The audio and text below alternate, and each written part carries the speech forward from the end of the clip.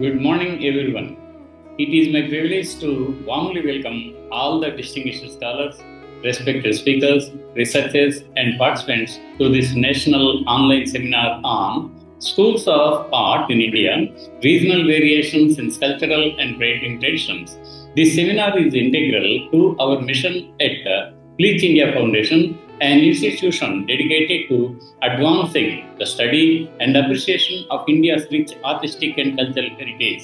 Pleach is an acronym for Preserve, Land, Education, Art, Culture, and Heritage values that lie at the heart of today's gathering. India's artistic traditions are among the most diverse that we can find anywhere in the world, shaped over millennia by varied geographies, dynasties, philosophies, and cultural exchanges. Our cultural and painting traditions reflect a remarkable plurality. Each regional school carries its own authentic aesthetic language, technical excellence, and iconographic depth, contributing to the vibrant tapestry of Indian civilization. This seminar aims to bring together eminent scholars and practitioners to explore these regional dimensions with depth and nuance. Through discussions on temple art, miniature painting, traditions, iconography, and contemporary revivals, we hope to foster meaningful dialogue and deeper understanding of India's artistic legacy. At Pleach India Foundation, we believe in bridging academic inquiry with the public engagement. This seminar is not only an academic exercise but also a step towards reconnecting with the cultural roots that continue to shape our identity in an ever changing world.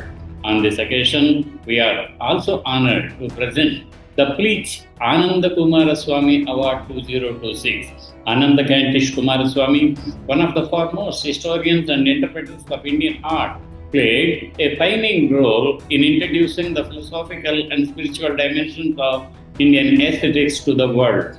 By instituting this award in his name, we pay tribute to this enduring legacy and reaffirm our commitment to scholarly excellence in the field of art history. We extend our sincere gratitude to all the contributors, organizers, and participants whose efforts have made this seminar possible.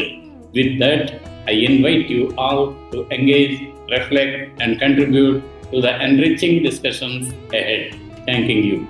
I request Dr. Pratishtha Mukherjee to present her paper entitled Between Resemblance and Refusal, Gandharan Buddha Images Beyond Hellenism. Dr. Pratishtha. Namaste, everyone.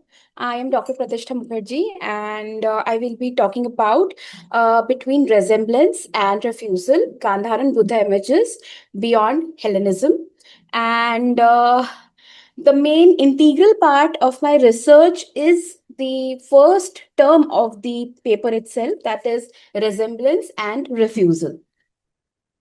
So the main motive of working on this part was that when I'm teaching about Indian art, or when I'm talking about the schools of art, the major factor of Gandharan art is that we know that it has some Greco-Roman relevance to them. We have some Greco-Roman influence to the imagery, which means Greek in influence and Indian in the idea being Indian. So that was the main motive of taking up this study. So introducing with this a very, very generic introduction, because I don't want to take time on introducing the topic.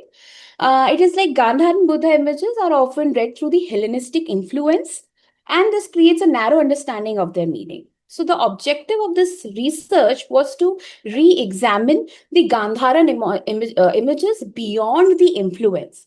In this paper, I have tried to redefine what exactly influence means here, and analyze how visual elements function within these sculptural ideologies.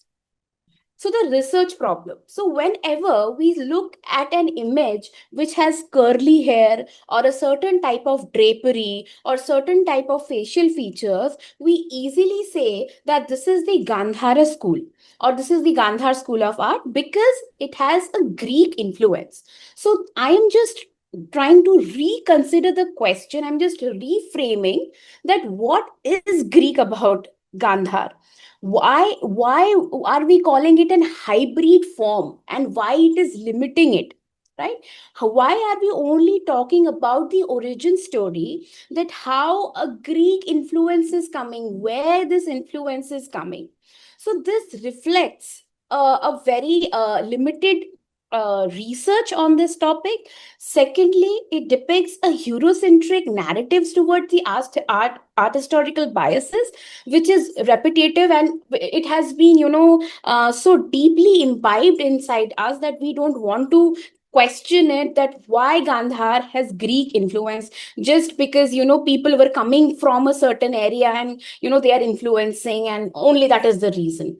So there are several researchers, several people who have repetitively focused on saying that, these are just Greek influence on the Buddhist images. So, and also another problem with this is that we have limited our ancient Indian sculptors and ancient Indian thinkers to just as imitators. And we all know, since we are all from art and art historical archaeological background, most of us are, we know that Indian scholars, Indian artists, ancient artists were not just imitators, they were thinkers, they were innovators. So we cannot just, change it like that. So I'm just trying to reframe the question that instead of what is Greek, my subject lies on these three ideas: that what meanings shape the Gandharan art. Secondly, how were multiple traditions negotiated? Because the whole of the area cannot be defined by only Greek influence. So how were multiple traditions negotiated? And secondly, what does it reveal about cultural exchange? Moving up forward, so rethinking the approach. Now, as I just said, that scholars have used this diffusionist model repetitively, be it Alfred Frouscher, be it Sir John Marshall, be it John Boardman. So they have repetitively said that the origin of this Greek influence is from somewhere else. That thing has come here, and that is how these ideas got, amalgamated. It's a cultural transmission. They have just, it's a visual system. It has been repetitively said that they are just imitators, they have just copied what was happening in the West, has been copied here. Second is that focusing on visual strategy and the viewer experience. We know that when in Indian context, when we see an art form, it is not just for the sake of art. It is symbolic, it is metaphorical, it has some ideas imbibed with them. So when attach Greek influences, so somewhere, this is what I am thinking, if somewhere we are just, diminishing the artistic value, we are just saying that, some, features were brought in from Greco-Roman, and they were given that these are the sets of elements you have, you just utilize them in your own art form. So this is not what has happened. So this we will be seeing through in our own in this 10-15 minute journey. Thirdly is the understanding the sculptural logic as intentional. We have to understand that the sculptors, the artists, have utilized the given elements in a certain way, and they have restrained themselves because they don't want to be identified, at least what I'm thinking, that they don't want to be identified as Greek people. They have given their own elements as well. Moving forward, now to understand this subject, I have been very limited to the corpus of two sites. First is Takte Bahi and second is Jamalgari. And the focus is only on the standing Buddha figures. However, this study can be further expanded into a well-developed friezes, into sitting postures of Buddhas, and so on and so forth. But only for the present time, I have utilized the Takte Bahi and Jamalgadi and the standing Buddha figures, because Takte Bahi and Jamalgadi are two well-documented, well-published sites, and they have produced a good corpus of archaeological findings along with the sculptures, which are found across British Museum, Louvre Museum, Penn Museum, and other museums across the world. So they are analyzed on three basic criteria. For this study, I have used these three basic criteria on which I am trying to say that resemblance and refusal, how it has gone over time. So first is the drapery, second is the body stance, and third is the facial modeling. Because these three elements are the most important elements on which the Greek people have made their sculptures, their images, and so on. And how these things have traveled here in India, how they have changed here, whether they have changed or not, that I will be showing you. Now, historiographical limits. Now, this is the most important part, because in Indian art and archaeology, historiography has limited our, purviewing certain ideas. First is early scholarship, that defining Gandhara through Hellenism. Now, as I just said, scholars, a well-known scholar, Alfred Fuscher, he has repetitively worked, and he has actually initiated this study of Gandharan art. And Sir John Marshall has framed it as Greco-Buddhist synthesis. So, Alfred Fuscher said that it has a Greek origin, Gandhara art, which is found in Afghanistan, Pakistan. These areas have a Greek influence, and John Marshall just has pushed this idea that this is a Greco-Buddhist synthesis. This is a new terminology came up with, and it's a long-standing focus on classical influence, and it is still relevant, because when we are in colleges, when we are teaching, we still say that this is Gandhara school because it has curly hair, it has a certain type of drapery, it has chiseled face. That is a differentiator from Mathura School of Art and Gandhara School of Art.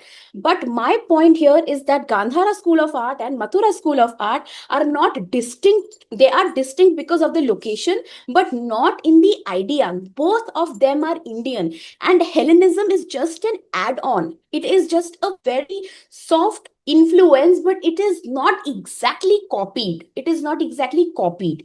However, further scholars have said that this not only has Greek influence, but it has Iranian influence, it has Central Asian influence, and some indigenous traditions.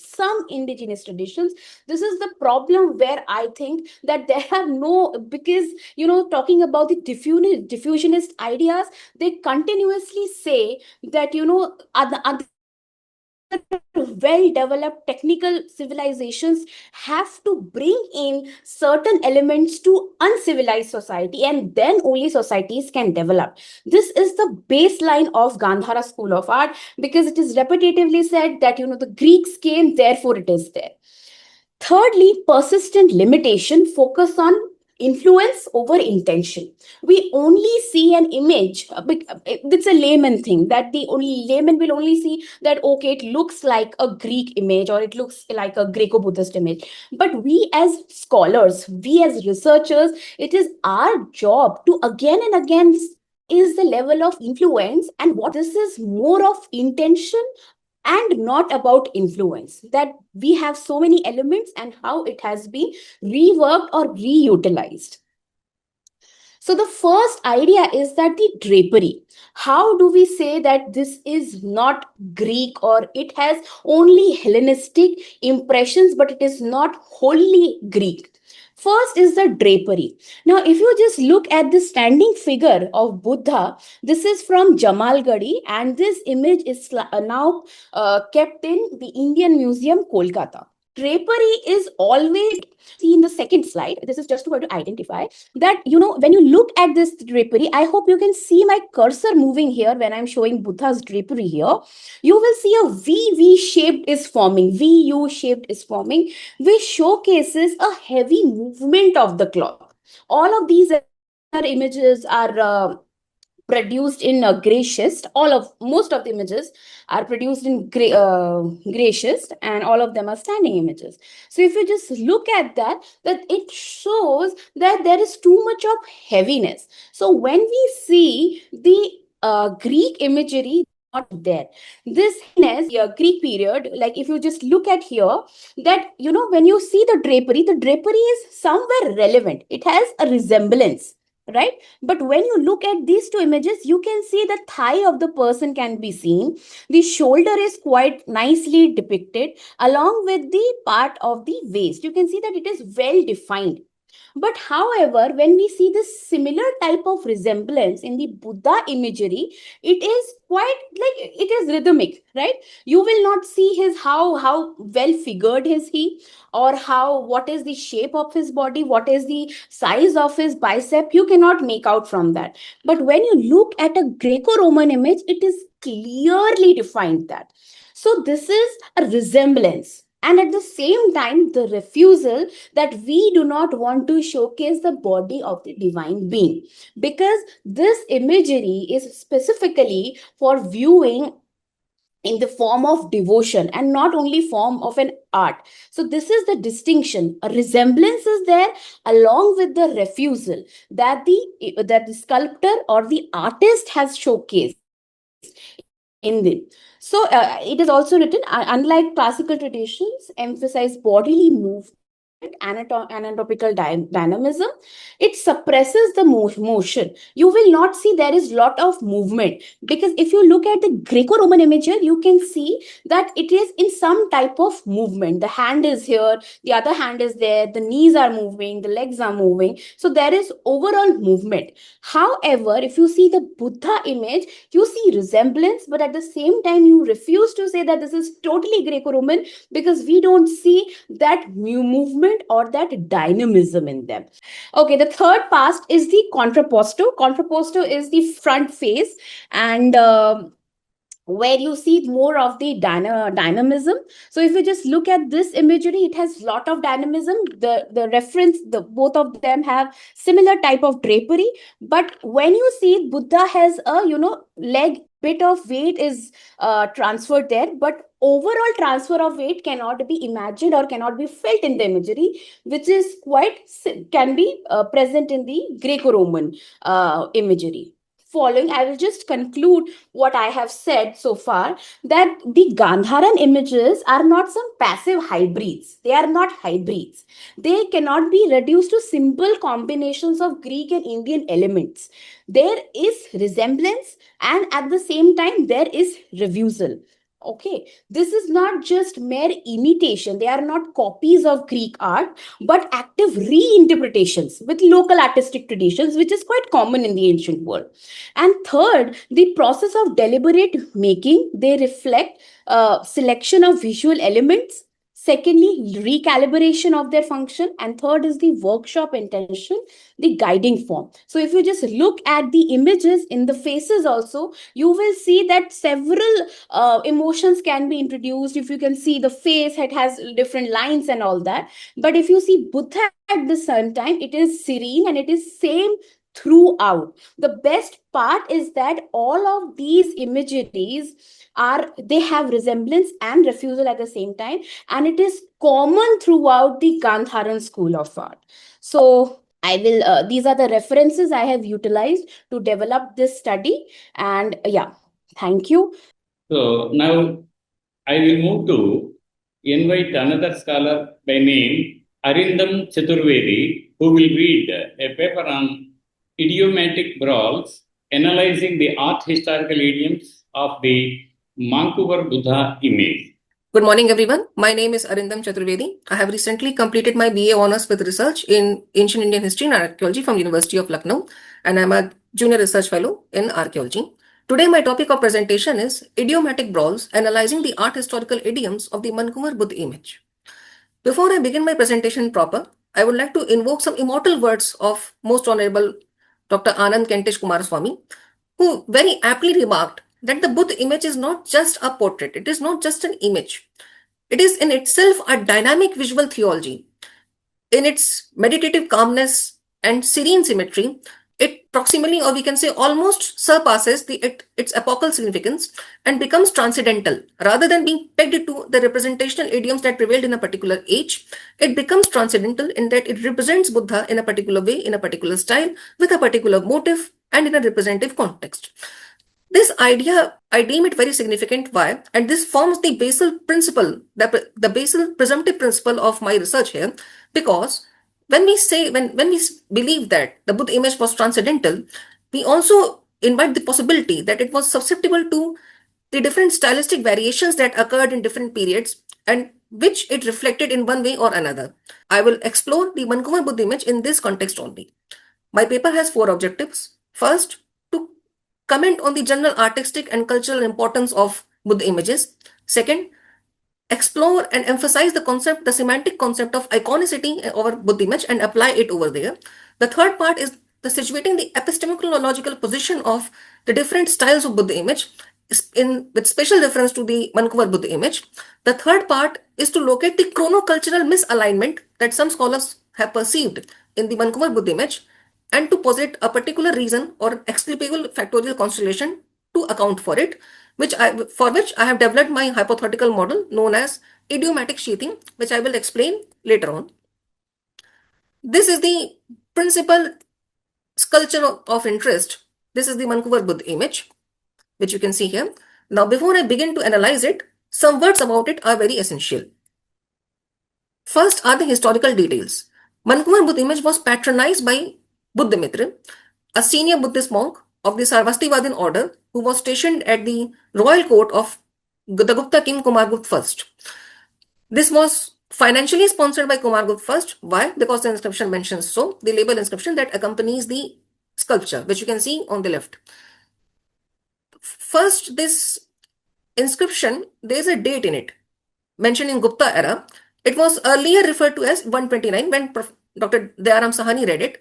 However, in 1970-71, when Professor D.C. Sarkar read it, he reconfigured the date as Gupta era 109. That is, first, the image was situated in the fag end career of Kumargupta I, but later it was shifted retrospectively towards the beginning of his imperial reign. This is very important because it reflects the gradations and the developments of the different development phases of Gupta art, which I will talk about later on. This inscription, some scholars believe that it also mentioned a Samatiya sect. However, we believe that Samatiya sect was not mentioned. Why? Because simply the referencing of the phrase Swamatasya does not mean that it refers to Samatiya sect, but it represents the Swamat or the perspectival individuality of the patron, that is the Buddhamitra first. Then we have certain sculptural details. These are very important. This image, as you can see, was made of sandstone. It wears some ghati, although it is not visible very clearly, but the shattering effect and what you can see on a slight fold on the abdominal region and below the belt. This is very important because it shows the remnants of some ghati that this image once would have weared, but it later got effaced. The third important component is the Shantras. This is a very symptomatic feature of all Buddha images, but the way it is represented talks about the context in which a particular sculpture was created or crafted. The fourth most crucial element is that of synthesis, because some scholars, specifically Michael Willis and Johanna Williams, believe that this image represents a synthesis of sorts between the Gupta art cultural idioms and Kushan art cultural idioms. And on this basis, primarily, they situated this image as a pre-configuration of the later Sarnath school of art that emerged in around the mid-half of circa 5th century CE.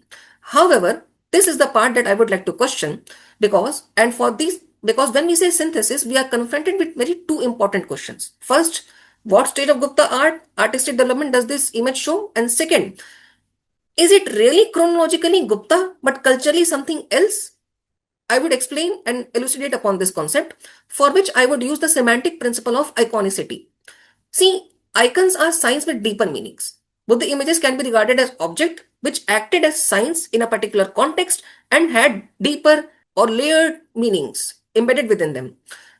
Buddha was a royal personage and he was connected with imperial circles. Imperial circles were the first to adopt imagery on Indian subcontinent, and Professor Robert D. Caroli believes. And when they adopted imagery, they needed legitimating notes.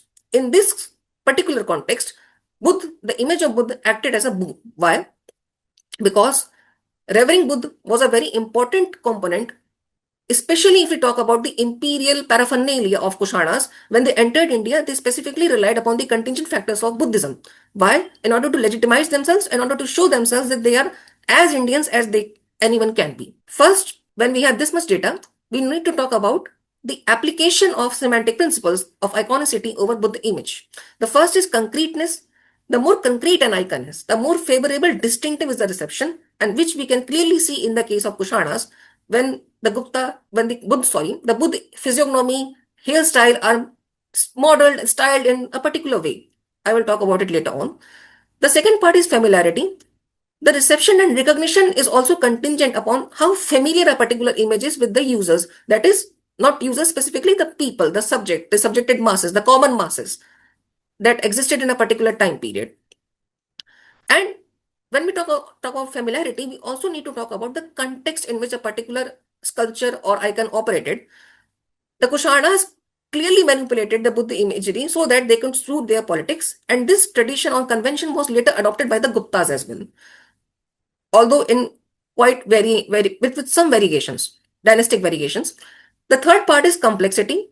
Every icon is accompanied by certain symbols, certain motifs, and these motive symbols impart a degree of complexity that makes reading a particular sculpture more intriguing and more interesting and engrossing as well. The fourth part is semantic distance. How much distant is the signifier? How much degree of distance exists between the signifier and the signified? The association of legends, figures, and other figurative devices connote perceptive sanctity. This is the part where the Mankuwar Buddha image becomes most interesting. Now, to give a framework, a historical-cultural framework, I have written here all the stylistic evolutions of Buddha images in different phases. This is the visual counterpart of that description. On your left, you have the Katra Buddha image. This is considered the earliest Buddha image of Indian subcontinent, and it was possibly built under the patronage of Kushanas, the early Kushan phase. The second, you have the Buddha image from Butkara Stoop. This is very important because this is considered as the standard representational idiom of the cultural hegemony of the Kushanas. The third image, this is from Sarnath. This image was patronized by Abhay Mitra and was gifted to the king Kumargupta II in circa 472 CE. Now, this is Sarnath image. Do you really think Mankuwar Buddha image represents the earlier configuration of Sarnath? Because when I see this image, it clearly doesn't. Therefore, some explanation is needed. And some explanation has been accounted by scholars in the past. We have two overarching frameworks. One presented by Professor Vase Agarwal, who said that the Mankuwar Buddha image is a representative form of transcendental calm. He didn't focus on the chronocultural question, but remarked that the absence of ornamentation and the balance proportion shows that it was relatively advanced when we talk about the different development phases of the Gupta art cultural idioms. Professor A.K. Kumaraswamy, he had a more perceptive eye, and when he remarked that Buddha images are the realization of Indian spiritual aesthetics, and he made a particular footnote remark about this Mankuwar Buddha image, where he said that the immaterial treatment of body and transcendence of physicality, this aligns with Mahayana philosophical ideals. No, not necessarily Mahayana, but he, in a later work or a later edition, he added the sentence that rather than Mahayana, it shows Kashmiri influence.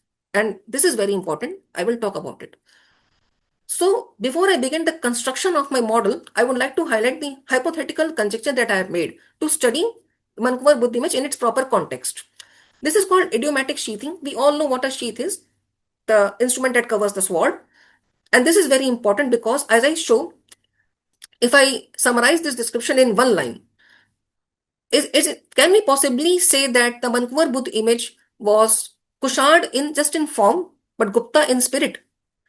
And has this analysis existed elsewhere? Yes, in the case of coinage. Because if you read this and the recent treasures of the Gupta Empire, a very interesting catalogue developed by Professor Sanjeev Kumar, he has remarked that the earliest coins of the Gupta kings, specifically Chandragupta I, modeled or rather blindly imitated the Kushan coinage that was prevailing in the Gangetic Valley. And if you talk about the Gupta era specifically in context of the early Gupta kings, inscriptions exist of Kumargupta I and Chandragupta II where they adhere to the Kushan reckoning framework, the Kushan temporal reckoning framework. Why? Because creating anything new or innovative required time, and it was only gradually accepted. Earlier kings did not have the luxury to announce certain innovative policies or schemes or in a second to all their public. It underwent gradual acceptance, also with some degree of resilience. And why did Gupta do so? What was the necessity of adopting or sheathing their idioms or art cultural idioms in Kushan form? The most important explanation of this framework is that in certain distinctive niches or cultural context, particular symbols or ways of rendering or modeling a particular sculpture had prestige markers associated with it. Furthermore, there were asymmetrical acceptance, there was bottleneck, and there were cultural resilience also, because people did not usually accept with open embrace something definitely new. Therefore, it evolved, but only gradually. It was only gradually Indianized. Here you have this culture of the Jain Tirthankar Chandraprabha. It comes from the reign of Ramgupta first. And this is very important. Why? Because this sculpture, although discovered in the realm of the Guptas, also follows Kushan idioms. And this model I would like to extend to the Mankuwar Buddha image. This is the diagrammatic view of my model. And if I describe it in words, there are four agents of factorial constellation that together guided the construction or structuration of this Mankuwar Buddha image. The first is the patron.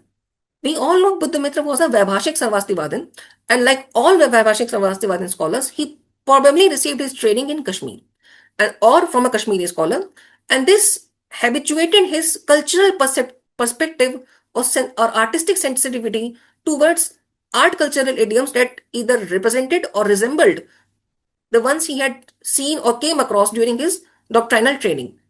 Therefore, it is possible that while he was accompanied by the imperial art atelier, he selected or intentionally, deliberately instructed the craftsman to follow the artistic ideals that he had observed earlier, because those ideals had the sanction of the Sangh to which he belonged.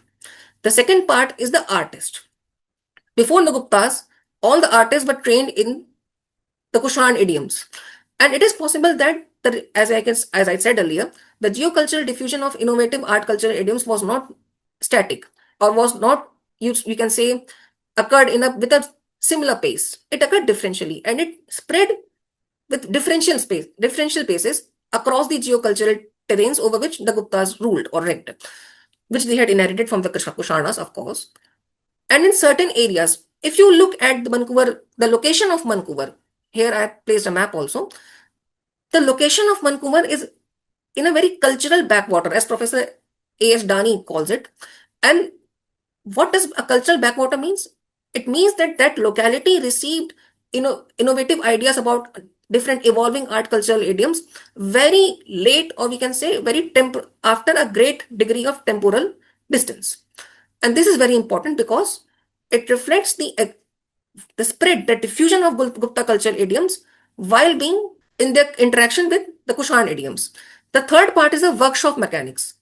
This idea was surreptitiously suggested by Professor R.C. Sharma and B.N. Mukherjee, who said that is it possible that a particular manufacturing moved from one place to another, but at the same time it carried its idiomatic ideas?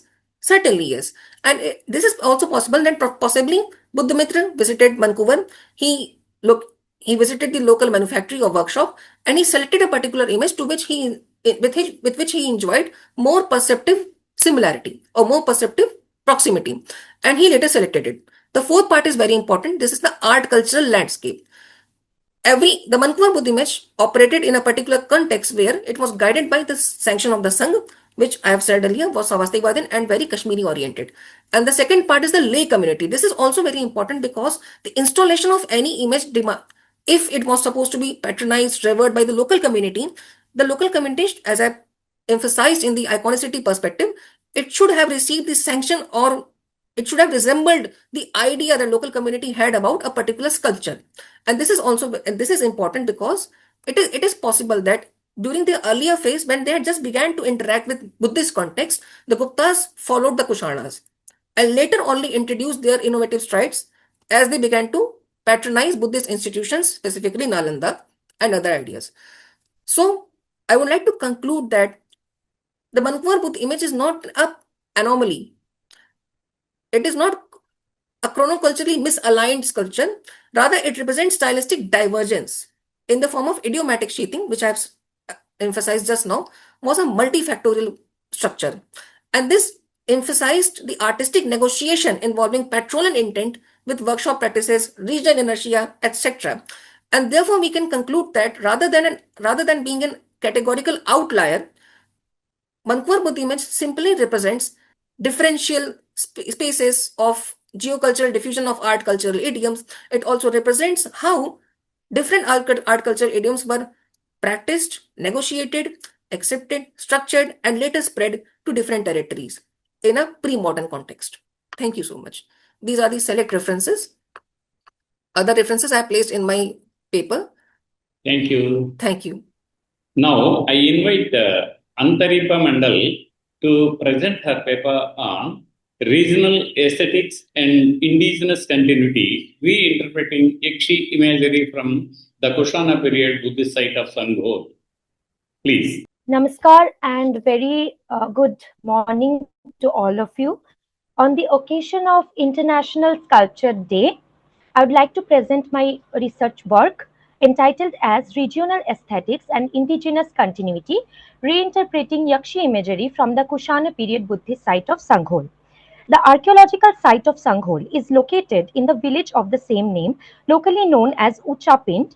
It is situated in the Tehsil Samrala, Ludhiana district, Punjab, present day Ludhiana district, Punjab. It is believed that the river Sutlej used to flow by the site of Sanghol as indicated by a dried up old channel there. This channel later shifted away by about 10 kilometers. Punjab was geographically part of Aryavarta. This land was watered by the 7 rivers Sindhu, Saraswati, and the 5 main tributaries of Sindhu, Jhelum, Chenab, Ravi, Bias, and Satluj. The epic Mahabharata designated a smaller area of this larger plain as Panchanada, or the land of 5 rivers. The Persian word Panch means 5 and Ab means water, from where the word Punjab is derived, testifies to the fact. The rivers originate from the glaciers of the Himalayas and perpetually irrigate the land of Punjab, making it fertile. Sanghol township was a major and popular center of historico-archaeological linkage on Uttarapatha. Here you can see Uttarapatha, and here you can see Sanghol, you can see Satluj and its tributaries here. Uttarapatha, as we all know, is the ancient northern trading route of the Indian subcontinent. The evidence of first habitation at this place dates back to the Bara culture. This Bara culture was followed by the PGW culture in the first millennia BC. The MBSW cultural layer has been traced to circa 600 to 200 BC and is linked with red wares. The next layer of habitation dates back to the 2nd century BC to the first half of the 1st century CE. This is the period of our concern. The Kushana period was the most important and affluent period at Sanghol.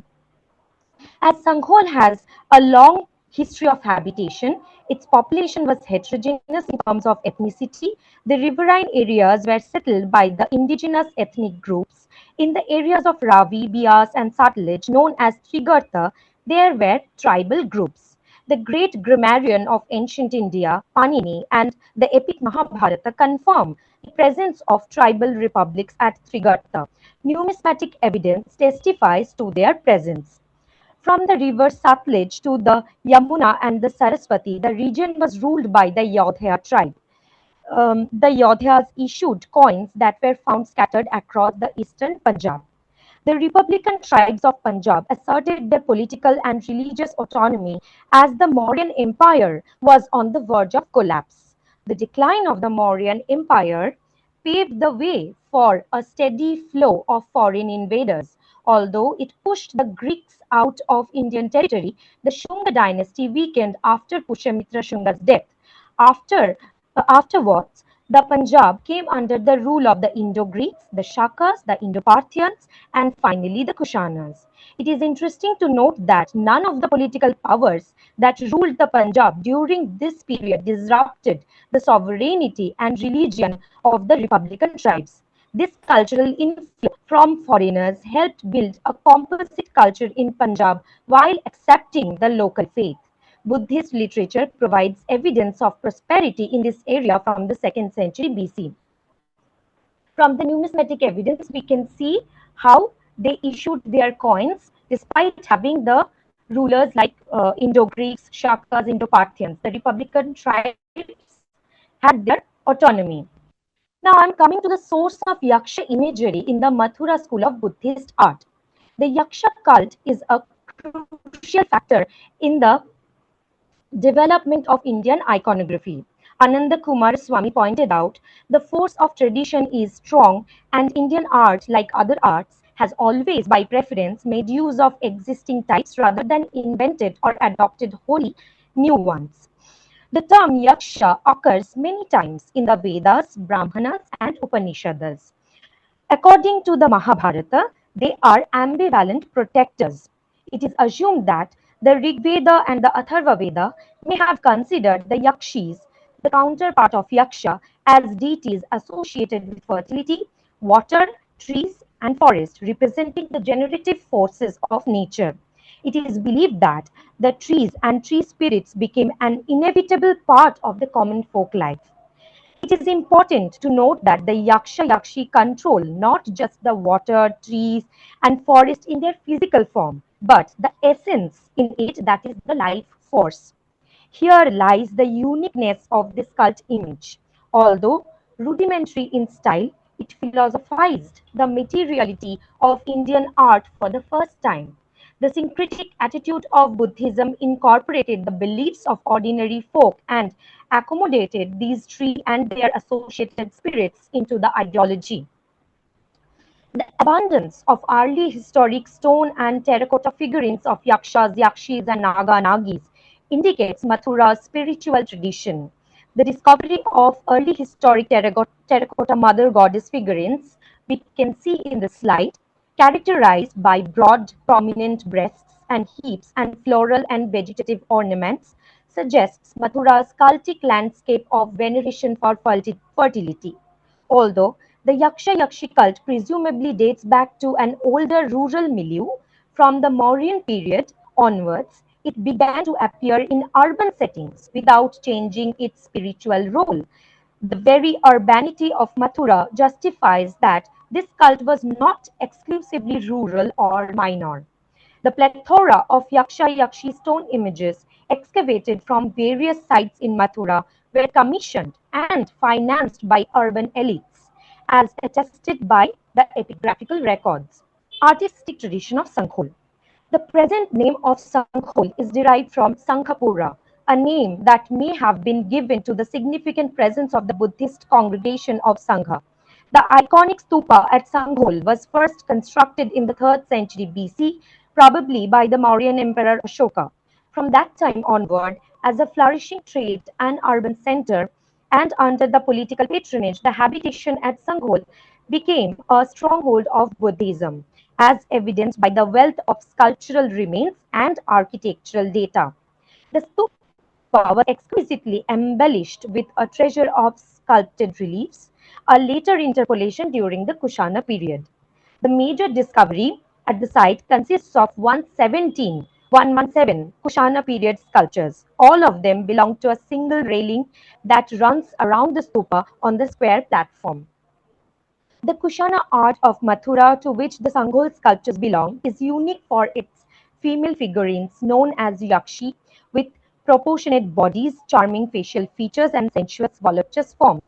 This art headed towards a new sensibility. It is very important to note that the figures are mundane in approach and attitude, but deeply rooted in spiritualism.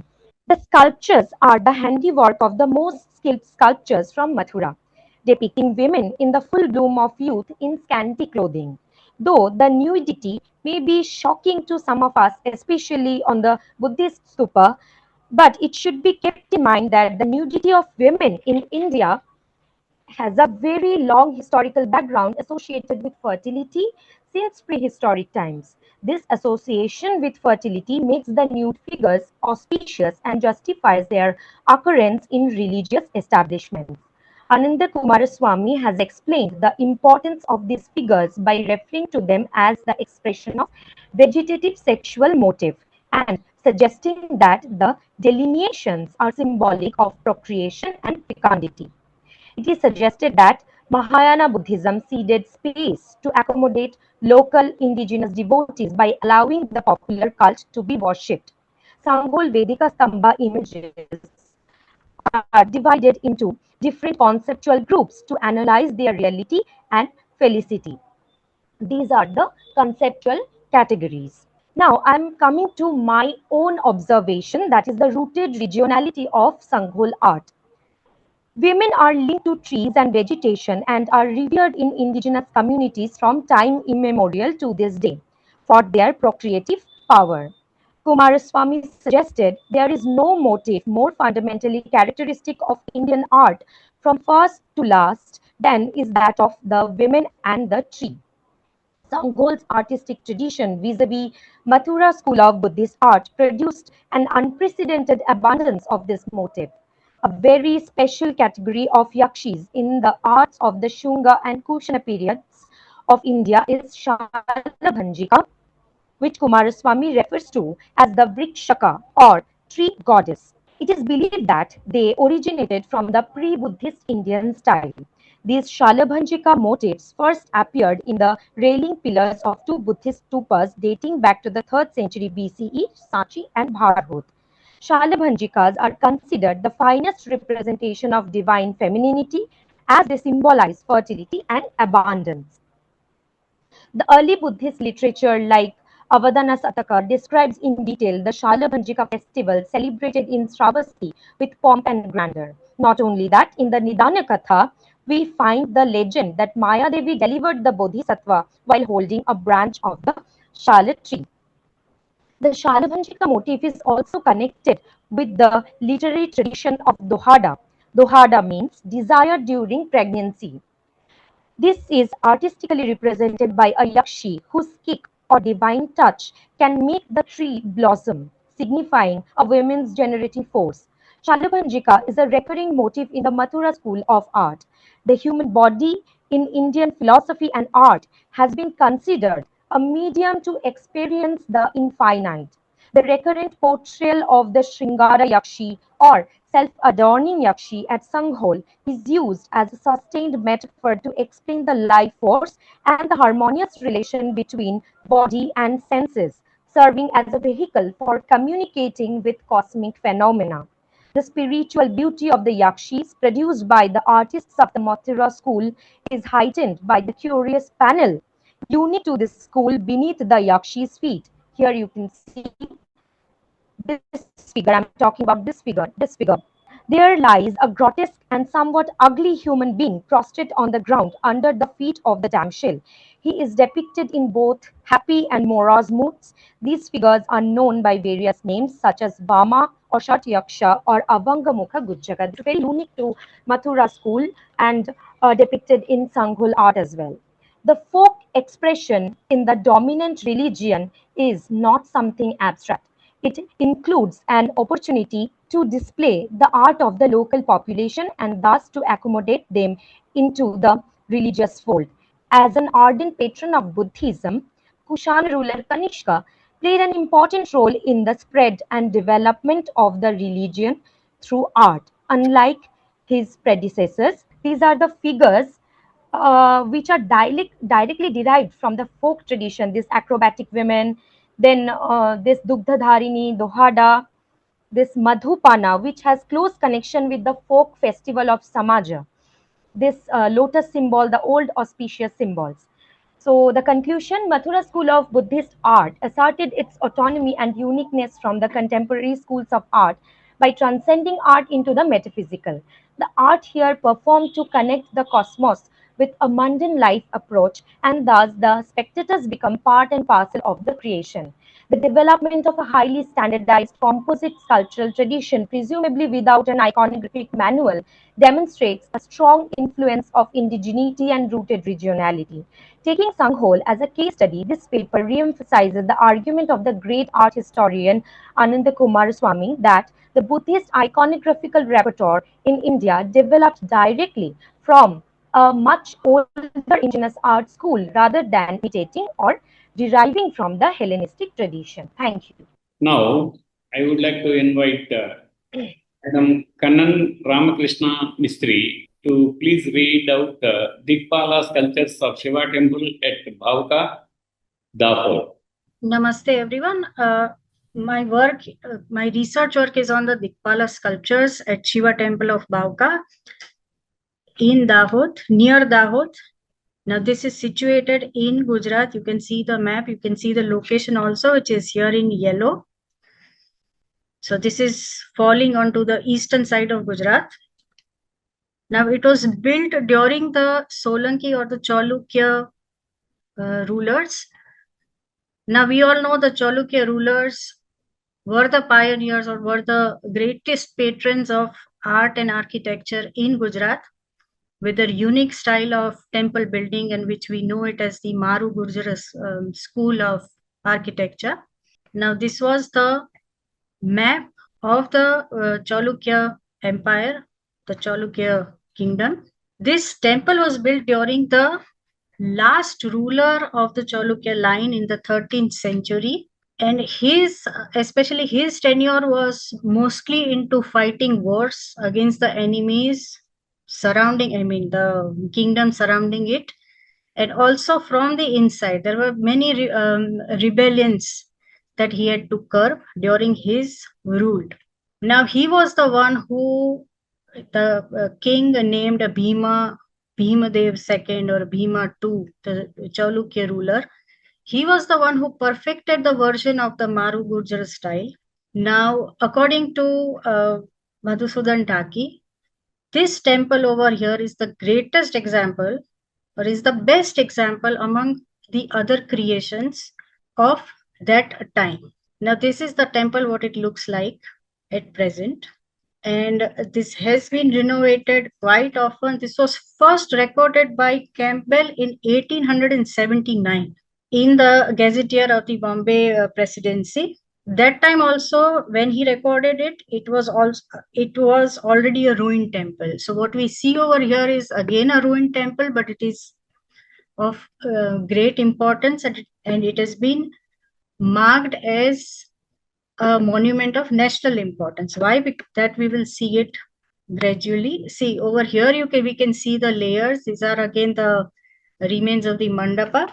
Now this was first renovated in 1955-56 because of its importance. Again in 57 and 58, as it has been presented in the Indian Archaeology Review, the journal of the ASI. We can see the side view of the temple along with the different layers over here. There's no shikhar left of this temple, but what we can see is beautiful carvings of the Maru Gurjara style. Now, last restoration was done in 2009 and 10, and from then it has been named as it has been given the title of Khajuraho of Gujarat. Especially over here, we can see in the Kumbhaka layer over here, the erotic sculptures are there. So based on that, ASI has been giving this name, this title to this temple.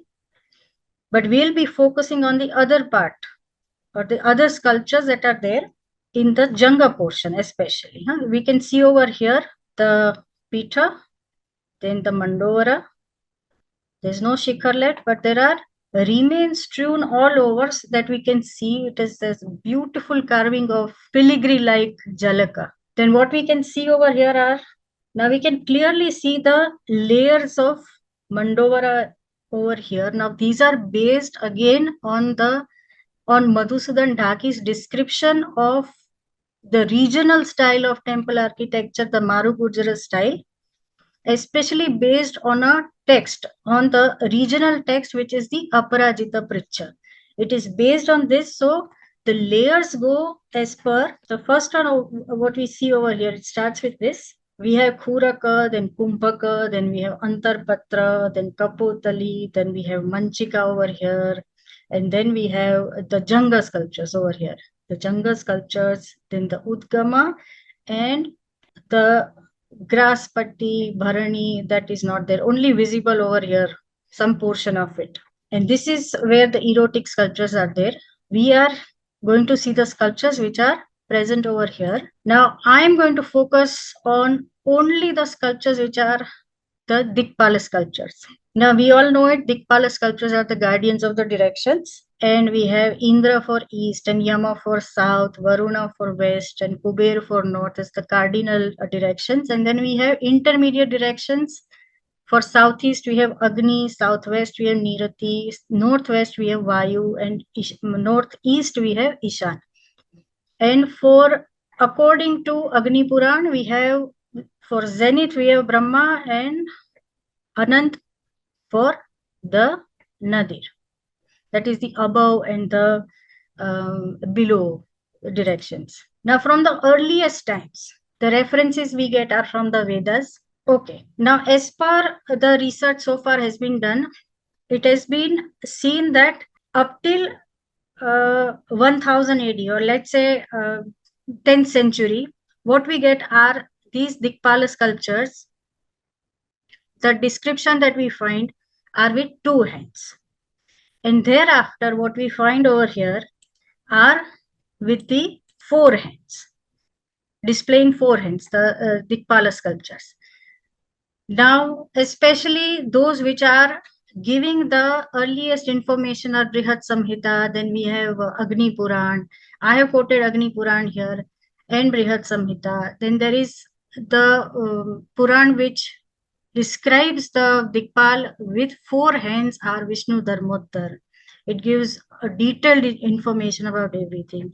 And then what we have, what I have used is Aparajita Pricha, the regional text, and accordingly have been able to identify the sculptures with regional features using the regional text and its description. That we'll see it further. So Aparajita Pricha is the regional text of Vastu and Shilp. It was composed during the 12th century, and it was by Bhuvanadev, and it was patronized by the Solanki rulers. Accordingly, what we see over here is the image of Indra. Now, according to Aparajita Pricha, what we see over here is the Vajra, Ankusha, and then we have the Akshamala and the water vessel, Kamandalu. Now that the same thing has been mentioned over here, and it is different from the other sculptures of the other description of the other Puranas. Now over here we see the Vahana also, that is the elephant, Airavat. Now this has been taken from the chapter number 213. This is verse number 9. Accordingly we see Agni also. Agni with its classic example of Shakti. Now here as Shakti is not there, Shruka, Shruva is put up over here. Then we have the lotus flower also. Then there's Kamandalu also, and then we see Akshamala and the Abhayahasta, Varadahasta. Then this is the best example that we can see of Yama with holding something, Lekhini, and there's something like a palm leaf, which is in the other hand, in which he's writing everybody's record, keeping the track of everybody's lives and deeds. Then there is a danda, and there's this bird-like thing also over here. And this is the classic example again with its own Vahana over here. And all these are put up in the Karna projections of the Janga niches. Then what we have here is the Nirati, which is again with Khadag and Khetak, and then we have Kartri, and then the other part over the 4th hand, which might be holding the enemy's head, is missing out, especially, and also the Vahana, which would have been a dead body. And then over here we have Varuna. Varuna with its iconic pash, which is almost found right from the times of the Vedas. And then we have the Kamal also, and then the other part, especially the hands over here showing, which we cannot see because it's all broken. Same thing is for the Vahana. It's all.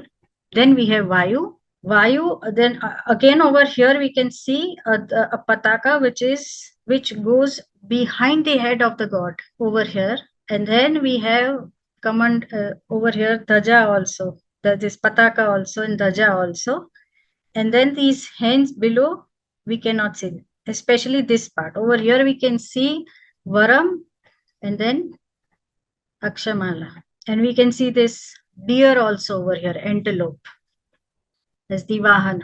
And then again, an example of the one of the best we can sculptures that we see over here, along with there's something like a danda over here, and there's Nidhi, especially the purse in which he would keep his bounty.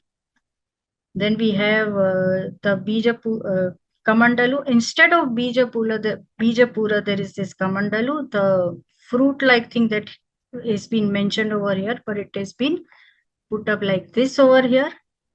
That would be again as per the requirement of the regional school, did not follow what is prescribed, but added something of his own, the artist, the sculptor. And over here we can see again, this is Kuber over here has been having the Vahana as elephant. Now this is the peculiarity of the Western school, especially in the western side of the country, wherever Aparajita Pricha has been used.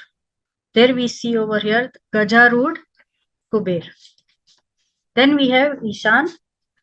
Ishan again showing the Varada Hasta. Then there is this Trishul, serpent, and then Bijapura, the fruit-like thing over here. And we can see not very clearly, but we can see over here the Vrusha, that is the bull over here as the Vahana. Now, this has been put up as the best example of the architecture, especially patronized by Bhima Deva too. There's a lot of scope in researching about the subsidiary deities, because this gives us an idea of especially the regional school, which was there in the regional texts which are there, which would help in understanding a particular architecture, not only the layers, but the iconography also, and how it evolved and derived its own regional features, which are very distinct from the other. Yes. Thank you, sir. Thank you very much. These are the references that I've used. Thank you. Thank you so much for your presentation. Thank you, sir. Thank you so much. Now, I will call upon Ms. Tanya Srivastava ji to present her paper on evolution in sculptural finesse from caves to temples in Deccan region of India. So moving ahead with my study on early art and stylistic traditions theme, I have worked on evolution in sculptural finesse from cave temples in Deccan region of India. Now moving ahead, I have laid out some definitions which we are aware of, that is sculpture is a 3D model. Finesse is something which we have something in much more detailed format. Continuum is a very important thing for this study because it is something which is in progression. It's in a continuous progression from the time period of 2nd century till the 16th century, which we see in India. Ekuta temple is basically a temple which is in single sanctum. Dvikata is dual sanctum. Gandharvas were the celestial creatures. Shalabhanjikas were the graceful female figures. Shilpakala is it's a tradition of making the craft. Shilpa Vigyan is something which is very scientific, and it helped in developing the iconography of India. The dynasties that I'm dealing with here is 6th century to 14th century, consisting of Chalukyas, Rashtrakutas, Kakatiyas, Hoysalas. Though the study may start with Satvahanas, we have predominant iconographical element that comes from Chalukyas. The methodology goes with aim, approach, case studies, data collection, analysis, typology, technological data, comparative analysis, and interpretation. So here the research aimed with evolution of sculptural finesse in Deccan region of India, how we have evolved from early rock cut cave traditions to the current how we are developing in actual time. Now, moving ahead, the research approaches from tracing evolution from rock cut, understanding the historical timeline, understanding the art historical inquiry, and examining the sculpture which are integral part of temple and have been evolved from Dwar Shakhas till from starting of how we see in Satvahanas of Ajanta or Ellora to the time period of Vijayanagara. Now, case studies are selected as one of the important sites for case studies are Ajanta, Vatapi, Verul, Aihode, and Kakatiya temples in Telangana. Many people are still not aware of that dynasty which ruled in the region of Telangana. They also constructed a lot of temples, and those temples were also termed as Kakatiya temples. Moving ahead, the typological studies evolved with, here we have a historical map where we see the spread of Chalukyas and Parmanas, which were during the 6th to 7th centuries, and they were there till 9th later also. Moving to Yadavas, Hoysalas, and Kakatiyas at the similar timeline, and there were overlaps in their ruling time. And as well as these were the ones which gave influences to each other in terms of architecture, how the construction systems were going. And the last we see as Vijayanagara and Bahmani kingdoms, which are during the 16th century time period. Moving ahead, here is a very detailed out study where we see the timelines of how we have Badami Chalukyas, Eastern Chalukyas, and then we have a dynasty which was also from mid 10th century till late 13th century, and we are going to, this is the core of our study where we end the conclusion with Kakatiya dynasty and how the temples have been formed. The role of temples, we are aware of that the role of temples also gives us the hint of what the temples were, what sort of iconographies were also involved apart from the religious icons that we see over there. So here we have a temple as administration, temple as a landlord, temple as an employer. Then we have temple as a consumer, where the markets were also used to held, where people will also come and give the goods, take the goods. So it became our local economy as well. Then we have a temple as bank. So all these things also shaped the iconographical element, the sculptural element, the relief works also from every day-to-day part which the sculptor puts in the temple. So we had temple as a theater, also temple as a community hall as well.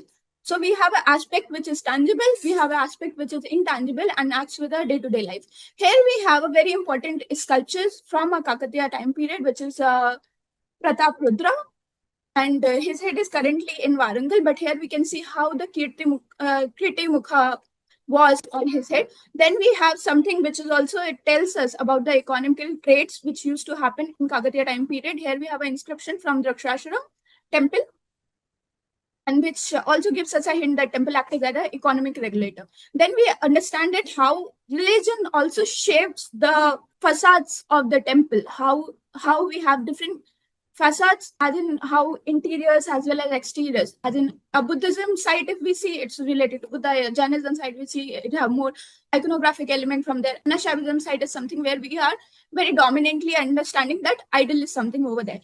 But the thing which ties all three together is the use of the evolution, or the taking the elements from the original time period to later time period.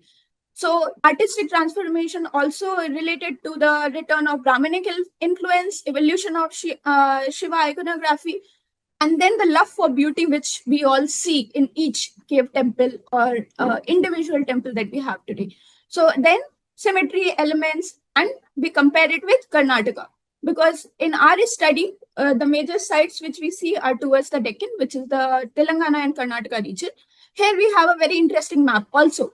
Material is something which shapes the everything. It's, if we talk about even iconography, art, sculpture, we have to understand the part where material plays an important role. This is one of the very important sketch for the region of Telangana.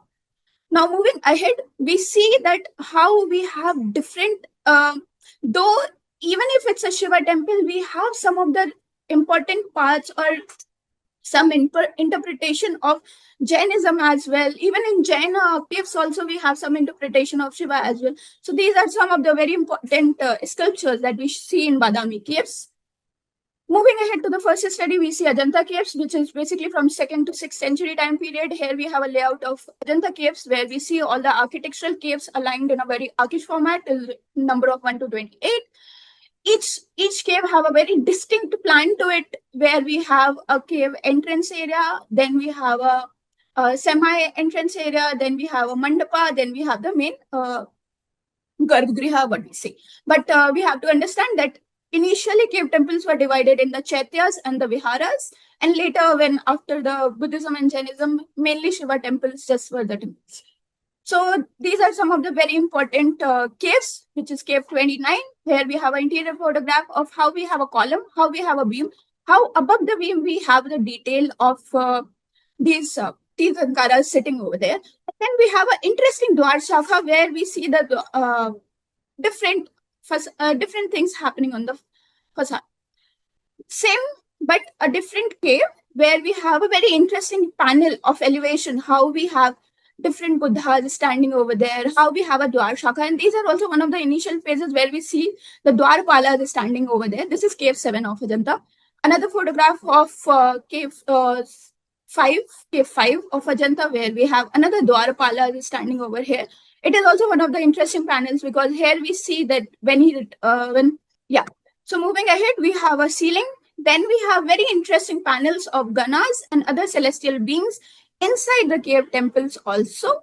Moving to, I really like the feature of using an elephant, and it's something which is very important to Indian temple architecture when it comes to it, because we have different forms of elephant, and even till now when we use in temples, we use Gaja Bandha, which is in our Upapithas. It still runs over there. Same way, we see how we have the feature of having decorative beams and above the column areas from the time of Chaitya. So here we have a initial reference of Chaitya. Moving ahead, another photograph of how we have different column details, how we have different relief details. Same way we see we have different Dwarpalas, different scenarios which are going on, different relief work which we have. Then comes to our Vatapi. Vatapi is one of the very interesting side when it comes to Eastern Chalukyas and how they have influenced other dynasties also. We have 4 plans of different cave temples. We see Maha Mandapa, Sabha Mandapa, and the Garbhagriha, where we have the caves in Buddhism, Jainism, and Hinduism. Jainism and Hinduism. Now, we also Badami is divided in 3 sets, which is cave temples, upper and lower temples. Moving ahead, we see another form from caves. We have more elaborate types of columns when we move ahead. And then even the ceilings also started becoming from Ajanta. We see that we have paintings, different types of paintings over there. But then later on, everything started shifting more towards stone. Here we have at the cave number 1, we have a beautiful Nataraja with 18 hand movement, and it's a very interesting story. We should read about it. So moving ahead, we see another interior panels where we have Shiva represented in different forms, standing with Parvati. We have different Ganas playing music, just going along with them. Then we have another Shiva panel where Bhringi is also standing. Then we have Mahishasura Mardini. So Mahishasura Mardini also, we see different forms of Mahishasura Mardini, from the cave temples of Badami to Mahakuta to evolution to Durga temple Aihode, which is also very important. Here we see another set of sculptures. Moving ahead, cave temples of Verul, which is basically, which we also known as Ellora, where we see a Kalasham, where we see a very cute Gana. He's playing some music over here. This is the pattern of how the caves are aligned in Ellora, cave number till 31. I would request everyone to go till the cave number 31 and not just go see cave 16, which is Kailashnath, and move out, because they do hold so many different architectural elements which adds up to our Indian history. So here we see these are all the Jain caves. And in the Jain caves also, how we see the sitting of different outside the gods, which are also sitting like gods over here. He's sitting on an elephant, she's sitting on a simha. Yeah, just to mention, this is also one of the earlier where we see Adhisthana built over here in rock cut. This is a very beautiful cave in Cave 22 where, yeah, it's me. I'm just putting it myself for the proportion of how to understand the scale of this sculpture. This beautiful Shiva in a dancing fauna and how we have different gods over there. Moving ahead, where we have Ravana Anugraha, where he is lifting the Kailasha. We have Varaha with Bhudevi. Then we see another Ganas. Here we have a Trivikrama. Trivikrama. After that, we have a Narsimha killing the Hiranyakashipu. Moving ahead, we do see that how we have different brackets also during the cave temple. So they didn't left it plain. They tried to make something or the other in terms of Mithuna couples. This is an elevation of our very, very loved temple, which is the Ellora temple. Cave number 16, elevation, Ravana Anugraha, the lower level of the main temple. Just beautiful how we have evolution of gajas in our original band of temples. Then moving ahead, we have another similar panels of just each panel have different stories related to Ramayana, Mahabharata, and so many more other scriptures which we follow. Going ahead, we have another Dwarpalas. Just to mention the Dwarpalas, how he is holding the Gada over here, and how we have Shiva over here. Then we have Mahishasuramardini. So initial Mahishasuramardini which we saw was different, but over here Mahishasuramardini is different. So moving ahead with Aihode, we have a temple plan of Durga temple. Next, going to the side, we talk of our Kartikeya, we talk of Shiva with Nandi, then we have Mahishasuramardini, we have another panel of Vishnu, we have Varaha, we have Narsimha. So these sculptures, I'm not going in detail because it's too elaborate to even carry, but just see the beauty of how they have sculpted them. So moving to Kakatiya temples, we have Ekuta, Dvekuta, Trikuta, Panchkuta till we have in Telangana. Then this is our very famous India's 39th UNESCO site. We have panels of Gaja in Kakatiya, we have Gaja Kesari, we have Dwarpala, Dwarsakas. Then Girija panel in Ramappa Shiva panel, Samudra Manthan. We have very beautiful Madanikas also. I didn't dwell more in Shalabhanjikas. So in Karnataka region, we call them Shalabhanjikas. Over here, with reference to Kakatiya temple, we call them Madanikas. Yes. So we have several other Kakatiya temple sites also, which are more than 65, where we have, I'll just go through the photographs. I'll not take much time. Here we have different elements of relief work, Shikhras, very important map of prominent Kakatiya empire. Now I will invite Sri Ravindranath C. Wase to present a paper on iconographic and stylistic variations in resemblance to the Pali Suttas, co-authored with Disha W. Wankhede. Yes, sir. नमो नमामि आचार्य मम नाम दिशा गौतम वानखेडे अत्ति अहं महाराष्ट्र नगरे वसामि रट्टसंत तुकोडेजी महाराजे विद्यालये पाली पाकत द्वितीय वर्षे मानविका अत्ति. My paper is iconographic and stylistic variations in resemblance to the Pali Suttas. So, the Buddhist art from its earliest emergence in the Indian subcontinent must be understood as profound and deliberate visual extension in the Dhamma preserved in the Pali Suttas. Unlike purely decorative artistic traditions, the Buddhist art developed within a structured doctrinal framework where visual representation functioned as an instrument of teaching, contemplation, and transmission. The early Buddhist community did not regard art as an autonomous domain. Rather, it was intimately connected with religious practice, ethical cultivation, and philosophical understanding. The fundamental teachings of the Buddhism, that is, Anicca, Dukkha, Anatta, are abstract concepts that require careful reflection. In order to make these teachings accessible to a wider audience, early Buddhist communities translated them into a symbolic, architectural, and spiritual forms. This process of visual translation enabled even those without formal education or textual knowledge to engage meaningfully with the Dhamma. Thus, the Buddhist art must be seen as a pedagogical system that complements the textual tradition. As Buddhism spread beyond its geographical origin into regions such as Gandhara, Central Asia, Southeast Asia, as well as India, it encountered diverse cultural environments and artistic traditions. These interactions resulted in a wide range of stylistic expressions. However, despite these variations, the core iconographic system remained remarkably stable. This continuity demonstrates that Buddhist art was governed by doctrinal principles that derived from the Pali Suttas, ensuring that visual representation remained aligned with canonical teachings. This research paper actually examines the relationship between the iconography and the stylistic variations in Buddhist art. It argues that while artistic styles evolved in response to regional influences, the iconographic framework remained firmly rooted in the teachings of the Pali Canon. By analyzing major artistic traditions such as Sachi, Bharat, Gandhara, Mathura, Amravati, Sarnath, Bodhgaya, Central Asia, Southeast Asia, this study demonstrates that Buddhist art represents a dynamic, synthetic synthesis of doctrinal continuity and artistic diversity. The methodology actually I have used is of the interdisciplinary one. That is, I have taken the archaeological evidences, Pali canonical text, suttas, epigraphical records, and art historical interpretations.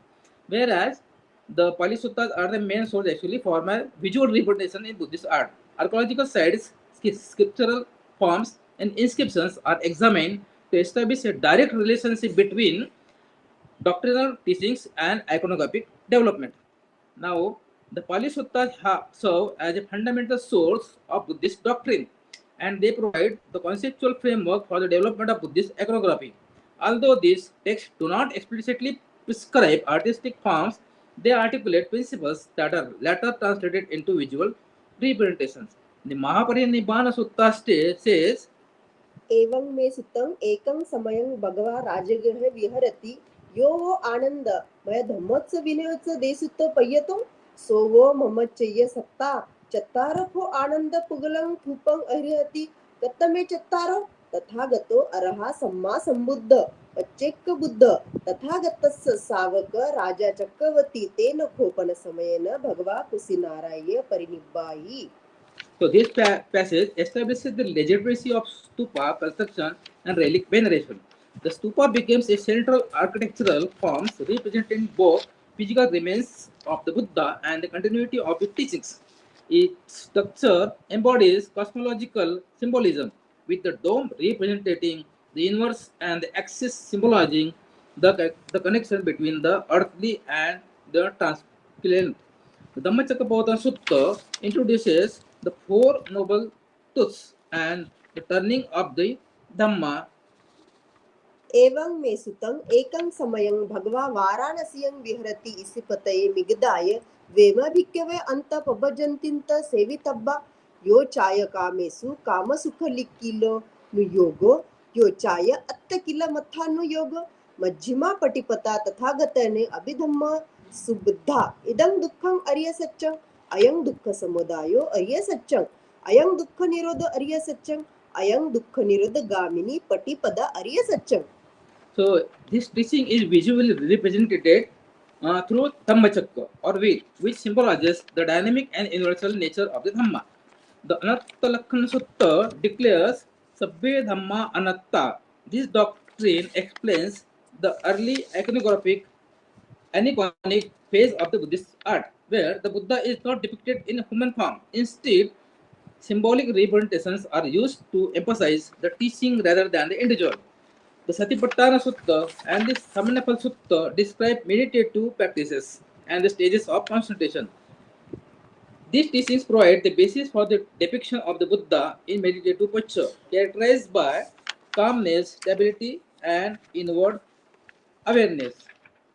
So, the sutta is सो विवेच्यवेन कामे हि विवेच्य अकुशलेन धम्मे हि सवित्तकं सविचारं वेकजन्नं पतिसुखं पटमं ध्यान उपजन्ति विहरन्ति वित्तक विचारन्न उपसम्मा द्वितीय ध्यानं तृतीय ध्यानं चतुर्थ ध्यानं.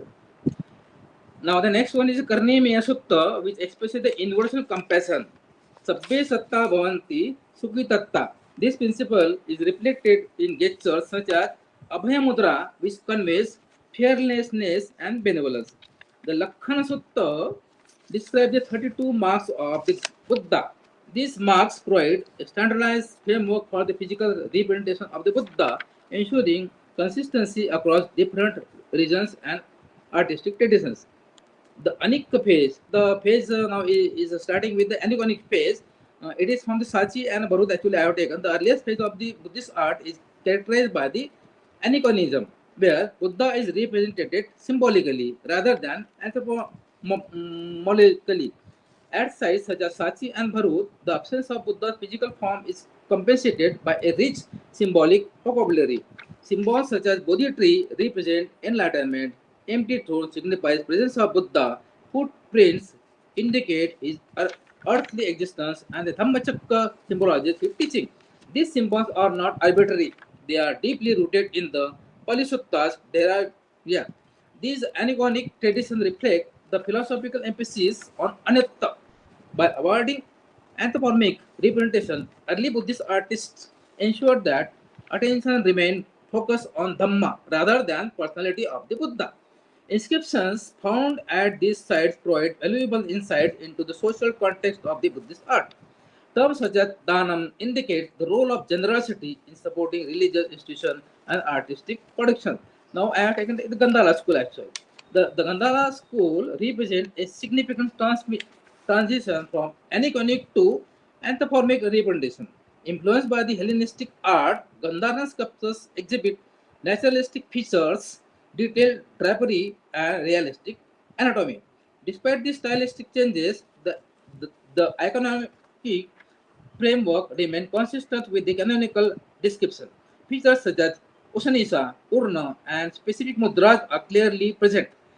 This demonstrates that while artistic style may evolve, doctrinal fidelity remains intact. Narrative reliefs depicting episodes from the life of the Buddha further illustrate the connection between the textual tradition and the visual representation. Now, I have taken the Mathura school now. The Mathura school represents an indigenous artistic tradition that emphasizes symbolic expression and spiritual vitality. Sculptures from the regions are characterized by strong frontal postures and simplified drapery. Unlike Gandhara, which emphasizes realism, Mathura emphasizes the spiritual presence of the Buddha. However, canonical features described in Lakhana Sutta are consistently maintained, ensuring doctrinal continuity. Now, I have taken the Amravati school. The Amravati art is distinguished by its narrative richness and dynamic composition. Relief panels depict Jataka stories and scenes from the life of Buddha with intricate details.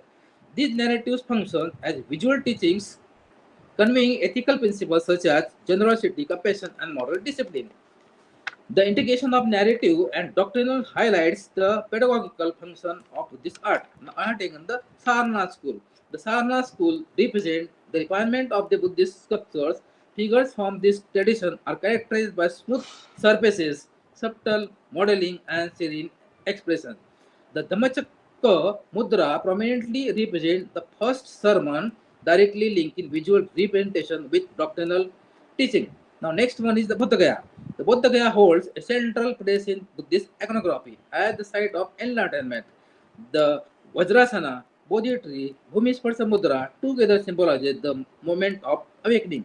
This site represents the convergence of narrative doctrine and sacred geography. Next one is mudras and doctrinal expression. Mudras serve as a symbolic language through which doctrinal concepts are expressed visually. Each gesture conveys a specific meaning, allowing complex teachings to be communicated in a simple and accessible manner. Now, next, actually, I have taken Central Asia. In Central Asia, Buddhist art developed in regions such as Bamiyan and Kizgil. Large-scale sculptures and cave paintings reflect both local influences and Gandharian traditions. Now, despite these stylistic variations, canonical iconographic and features remain consistent everywhere. Now, the Southeast Asia, in regions such as Sri Lanka, Myanmar, Thailand, Cambodia, Buddhist art developed distinct regional styles. However, all iconographic elements remained unchanged. The epigraphic evidence actually I have taken. The inscription provide valuable evidence of the social and religious context of Buddhist art. They highlight the role of patronage and ethical practice. Now, the iconography and stylistic variation, it is rooted in doctrinal teachings, while iconography is rooted in doctrinal teachings, while styles reflect the regional adaptation. This distinction explains the coexistence of unity and diversity in Buddhist art. Actually, from this, I have made it clear that the Buddhist art represents a sustained synthesis of doctrinal continuity and stylistic diversity grounded in Pali Suttas.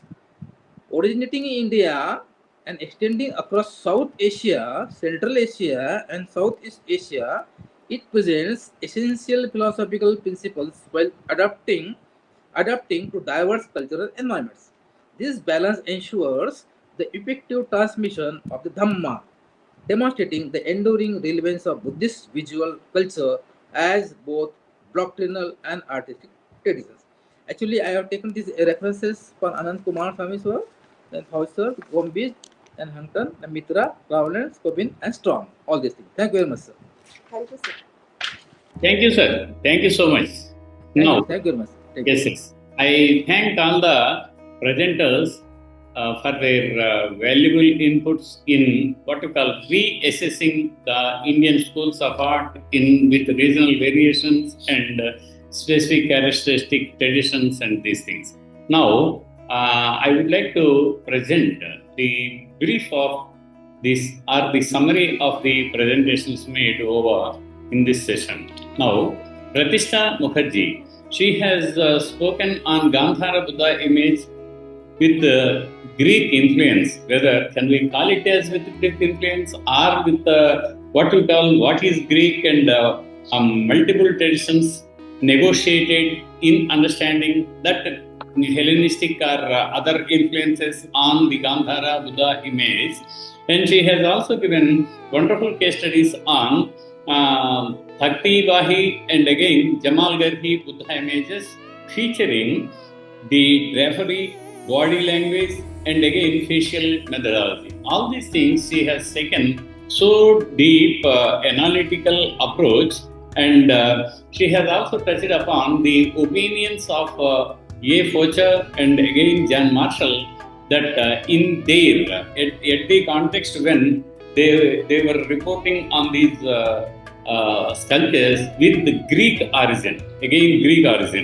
Likewise, she moves into the later scholarship, such as expanding the fields of influence, such as the Iranian, Central Asian, and Indian indigenous traditions. Finally, she concludes that there needs actually to revisit the studies of the earlier scholars over a period of time until recent times to actually understand the Gandhara influence or a Hellenistic influence or the indigenous things or the mixture of this, that is what we call the synthesis between the Hellenistic or the native Indian Madhura school or Gandhara school. So we appreciate her deep indulgence in the subject and presenting the paper in a more interesting way. Next is Arindam Chaturvedi. He has studied on what we call idiomatic brawls, analyzing the art historical idioms of Mankuwar Buddha images. The Buddha image from Mankuwar. He has taken as a case study, and what we call, some people have identified it as what we call the last phase of the Gandhara, and some people have identified it as pre-Gupta, some people said that it is Gupta. In which sense these pre-statements could be justified, and he has given his own version that it is actually a synthesis, that the iconographical features of the late Kushana period just moved into the early phase of Gupta art. So his presentation is also very, very interesting, and he has cited voices from the past from V.S. Agarwal as well as A.K. Kumaraswamy in their own words, and how we can understand the situation in against the patronage, artist, workshop mechanism, and art cultural landscape. This is also a very new approach that Mr. Arindam has presented.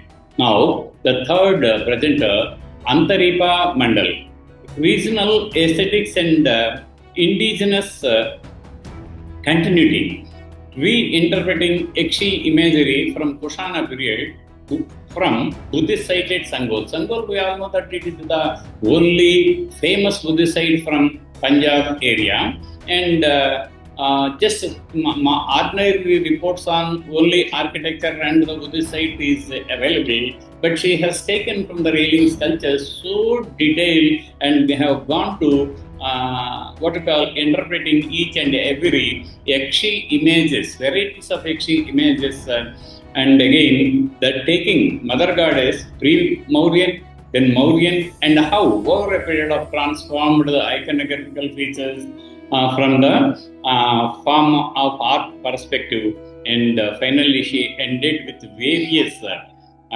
sculptural images of the Yakshis in terms of what we call Salabhanjika, Kadgadharini, etc. on Vedika Stambha images. This is also an interesting presentation. Now, the next presenter is Kanan Ramkrishna Mistry. Dikpala influences on Shiva temple at Bakwa Dahod.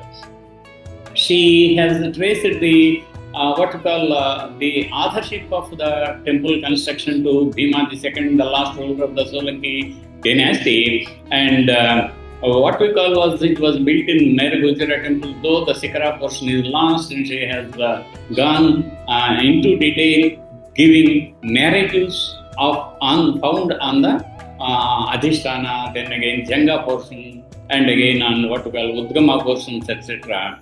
And the architecture, not only architecture but architectural sculpture, the sculpture that went on the architecture to give some aesthetic appeal is also touched upon, and she is what we call, she has made a text and context. That what we say is that there is a text available in Western India for construction of temples and idol making, and that text is known as the Prajita Prucha by Vanadeva, on which M.A. Dhake has done extensive work.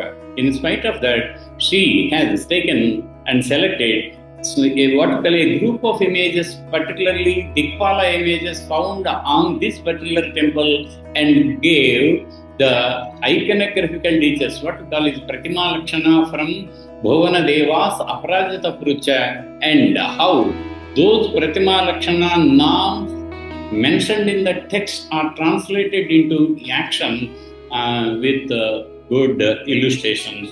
That is Kanan Ramakrishna Mistry. We appreciate you, ma'am. Then Tanya Srivastava. It is on evolution in sculptural finesse from caves to temples in Deccan region of India. It is not that much easy to present such a vast subject in 15 minutes, but she could finally done it, and the illustrations are outstanding. The what we call is that right from the caves, how the imagery moved from what we call some abstract in nature, some are with the crude, some again in plastic art, some again took the finesse to the what we call final extent, comparing those right from Ajanta, again moving to Ellora, then to Badami, afterwards to ended with Kakatiya and Hoysala examples. So, Madam Tanyaji, we appreciate your interest in the subject and look forward for your contribution in future. Next, last one, it is the last one. It has to be presented at the first.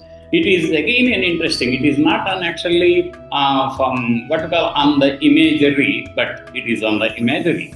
Ravindranath C. Wase, co-authored with this thing, has presented iconographic and stylistic variations in resemblance to the Pali Suttas.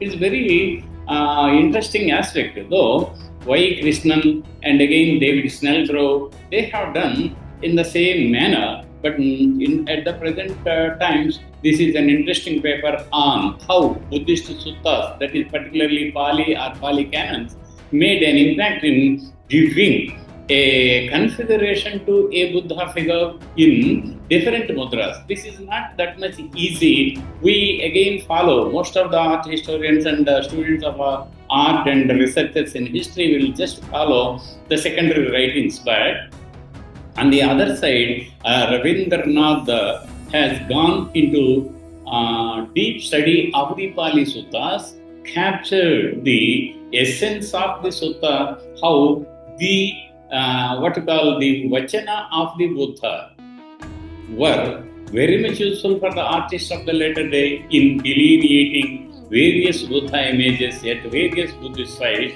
This is very interesting, not only touching upon Gandhara, Mathura and Amaravati schools of art, but also Bodhidaya images of the Buddha in different mudras, how to understand what were the real meanings of these mudras. Then he has gone even beyond Indian boundaries to South Asian countries also, where Buddha images are seen in multiple mudras and their connection to Pali Suttas.